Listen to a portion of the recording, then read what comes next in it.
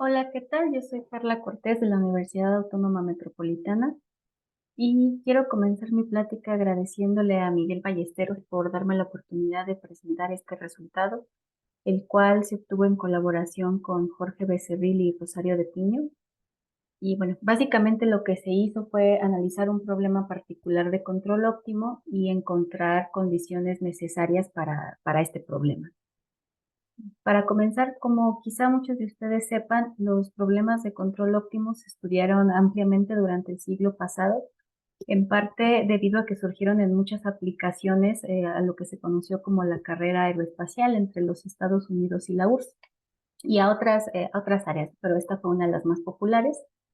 Y fue precisamente en los años 60 cuando von Triagin y su grupo de colaboradores publicaron una serie de resultados sobre condiciones de primer orden necesarias para un problema básico de control que se conoce, bueno, en su conjunto se conoce como el principio máximo de Pontryagin y hasta la fecha este sigue siendo uno de los resultados más importantes sobre condiciones de primer orden.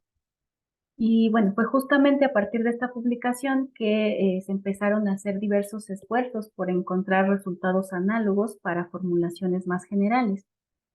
Un ejemplo es justamente los problemas que involucran además restricciones mixtas.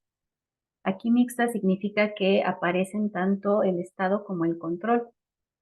Sin embargo, la mayoría de los resultados que uno puede encontrar en la literatura se impone alguna condición de regularidad. Y aquí justo la definición de regularidad puede variar de acuerdo al contexto del problema. Por ejemplo, si asumimos que las funciones que definen a las restricciones son C1, por regular se entiende que los gradientes de estas funciones con respecto a la variable de control son linealmente independientes o positivamente linealmente independientes. Pero en general uno llama regularidad a cualquier condición que permita que las condiciones mixtas, digamos, se absorban en la dinámica. Y en estos casos, el principio máximo se puede obtener en lo que sería su forma clásica. Y además, los multiplicadores que aparecen asociados a las restricciones mixtas son funciones en L1. Por otro lado, para la contraparte, las restricciones no regulares, bueno, la literatura es considerablemente más escasa y en los resultados que se pueden encontrar hay dos diferencias principales con el caso anterior. Una es que los multiplicadores asociados a las restricciones ya no son necesariamente funciones en L1, sino más bien elementos del dual del infinito. Y otra diferencia importante es que la condición de maximalidad, que de alguna manera es la que le da nombre al principio máximo de Pontryagin, pues ya no se ha podido ver que sea válida en este contexto, al menos no en general. Y justamente nuestra aportación va en este sentido, ya que logramos probar que para este problema particular que analizamos, esta condición sí es válida, por lo que se puede enunciar el principio máximo en su forma clásica, aún en ausencia de regularidad. Bueno, seguimos teniendo el problema de la aparición de los elementos del infinito, del dual del infinito como multiplicadores, lo cual la verdad es que complica de manera considerable trabajar con estos problemas, pero tenemos ya digamos, un nuevo filtro para encontrar candidatos a solución. Los detalles de esta plática se pueden encontrar en este artículo y bueno, el problema que se estudió fue este. Nos interesa minimizar el funcional J, dado por esta integral, sobre el conjunto de procesos XU. Aquí X representa mi variable de estado, que es una función absolutamente continua, y U es mi variable de control, una función en el infinito, y estas en conjunto satisfacen esta dinámica que, al igual que las restricciones de igualdad, estoy suponiendo que son lineales con respecto a la variable de control, mientras que las restricciones de desigualdad y el lagrangiano L son convexas con respecto al control. Voy a asumir aquí que todas las funciones involucradas son C1 y sobre todo aquí asumimos la existencia de una solución, es decir, de un proceso admisible. Aquí con admisible me refiero a que satisface todas las restricciones del problema, que además es un minimizador local, es decir, que existe un épsilon positivo para el cual estas desigualdades se satisfacen. Aquí la hipótesis de convexidad que yo mencioné y de suavidad. Y algo importante también es que si las restricciones de igualdad se encuentran presentes, vamos a asumir que la matriz N de T, que aparece aquí, satisface una condición de rango completo a lo largo del intervalo 0,1. Voy a estar utilizando esta notación para simplificar las expresiones.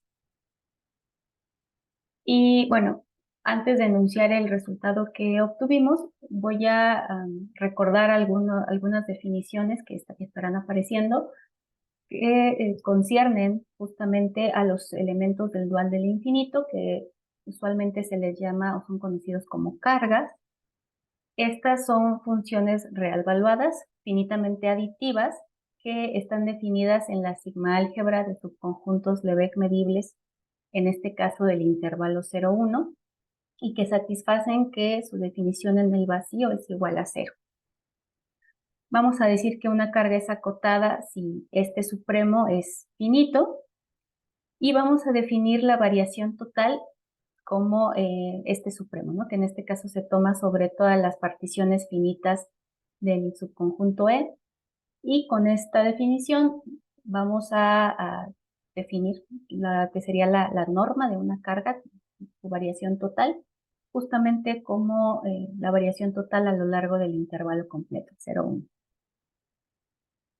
Si tenemos dada una función Lebesgue medible definida en el 0,1, decimos que la función es 0, z casi en todas partes, si para cualquier épsilon positivo la variación total de z a lo largo de estos conjuntos es igual a 0, y siempre que la variación total de z, si siempre que la variación total de z se anula, también lo hace lambda, vamos a decir entonces que lambda es débilmente absolutamente continua con respecto a z. Y aquí nos vamos a fijar principalmente en el conjunto de cargas que son débilmente absolutamente continuas con respecto a la medida de Lebesgue. A este conjunto lo denotamos de esta manera. Vamos a decir también que una carga es pura si la única medida que satisface estas condiciones es la medida trivial. Y finalmente, si tenemos una función en L infinito y una carga que es débilmente absolutamente continua con respecto a la medida de Lebesgue, definimos o podemos definir una nueva carga omega, denotamos de esta manera, dada por esta integral. Entonces, con esto en mente, el resultado que obtuvimos nos dice que si x barra u barra es un minimizador local para el problema P, y definimos u de t como la multifunción que toma estos valores en Rm, entonces existen multiplicadores lambda 0 mayor o igual que 0, funciones integrables z y w, perdón, cargas puras z y omega, donde además aquí podemos garantizar que tanto z como la z griega toman valores no negativos, y funciones de variación acotada continuas por la derecha, lambda y beta, que satisfacen una condición de no trivialidad. Y aquí me parece importante señalar que en la condición de no trivialidad quiere decir que no se anulan todas al mismo tiempo, solamente aparecen el multiplicador de costo lambda 0 y los multiplicadores asociados a las restricciones de desigualdad, que en este caso son las z. Lo señalo porque en algunos otros resultados, en la condición de no trivialidad, aparecen todos los multiplicadores. En este caso, pues, logramos refinar un poco esta condición. También se satisfacen condiciones de holgura complementaria dadas por estas ecuaciones. Una condición de transversalidad, que quiere decir que el multiplicador, la función lambda, termina en 0. Y una ecuación de coestado, que en este caso podemos expresar en términos de medidas. Aquí justamente la presencia del término de beta o de la carga beta está dada por estas ecuaciones, es precisamente la consecuencia de la ausencia de regularidad, la ausencia de condiciones de regularidad. También se satisfacen condiciones de estacionalidad con respecto a las derivadas con respecto a la variable u de control. Y pues lo que es nuevo es que también se satisface una condición de minimalidad, que quiere decir que fijando al resto de los multiplicadores, para casi en todas partes en el intervalo 0,1, el control óptimo U barra va a minimizar la función de Pontryagin sobre todo el conjunto de controles admisibles, que en este caso pues son justamente los elementos de las imágenes de la multifunción UT que definimos en esta diapositiva. Y bueno, aquí también señalo que estamos llamando a este resultado un principio mínimo porque justamente esta condición que probamos la estamos expresando como una condición de minimalidad, pero se puede expresar en la forma clásica o como es más común encontrarla en la literatura, que es como una condición de maximización, simplemente invirtiendo los signos de las restricciones y del costo. Y bueno, aquí tenemos un ejemplo muy sencillito para el cual es inmediato, es prácticamente inmediato ver que el proceso definido por x igual a t y u idénticamente 1 va a ser un minimizador local que no satisface condiciones de regularidad porque justamente la derivada de la restricción con respecto a u se va a anular en t igual a 0. Y entonces uno puede ver que esta tupla de multiplicadores, que además tiene la ventaja que la carga z se anula, satisface todas las condiciones del principio mínimo. En particular, minimiza la función de Pontryagin, que para este ejemplo está dada por esta expresión, sobre las imágenes de UDT, de la multifunción UDT, que para t igual a 0 es toda la recta real, y para el resto del intervalo es el 1 infinito. Y aquí me gustaría hacer énfasis en la sencillez de la restricción mixta, porque se me estaba pasando mencionar que las restricciones no regulares no son feas ni exóticas en el sentido de que pueden tener expresiones muy sencillas como la que aparece aquí, y además surgen de manera natural en diversas aplicaciones. Por ejemplo, las restricciones de complementariedad que aparecen en el estudio de algunos circuitos eléctricos son restricciones, perdón, no regulares, o en algunas reformulaciones de los procesos de barrido que aparecen, por ejemplo, en el análisis de fenómenos de la estoplasticidad, también aparecen restricciones mixtas no regulares. Y bueno, ya para finalizar, ¿qué tenemos pendiente? Bueno, pues determinar o probar si esta condición de maximización o de minimización, como se quiera expresar, es válida para problemas no regulares más generales que el que estudiamos en este caso. Y bueno, para esta formulación particular también nos hace falta encontrar condiciones, digamos, que filtren a los procesos para los cuales el punto inicial de igual a 0 es un punto donde no hay regularidad, ya que desafortunadamente para estos casos puede surgir un problema de degeneración, ya que cualquier proceso que tenga esta condición va a cumplir de manera trivial el principio mínimo. Simplemente tomamos la carga como la carga concentrada en 0 y el resto de los multiplicadores como 0 y ya tendríamos todas las condiciones.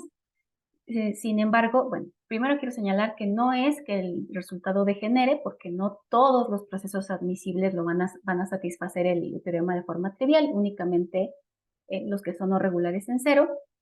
Y justamente el ejemplo que mostré muestra que aún si hay multiplicadores degenerados, es posible encontrar otros donde el multiplicador de costo no se anula, lo cual siempre es deseable. Multiplicador de costo es lambda 0. Y bueno, que en general no se pueden encontrar para procesos que no son soluciones. De todas maneras, pues hace falta refinar un poquito estas condiciones.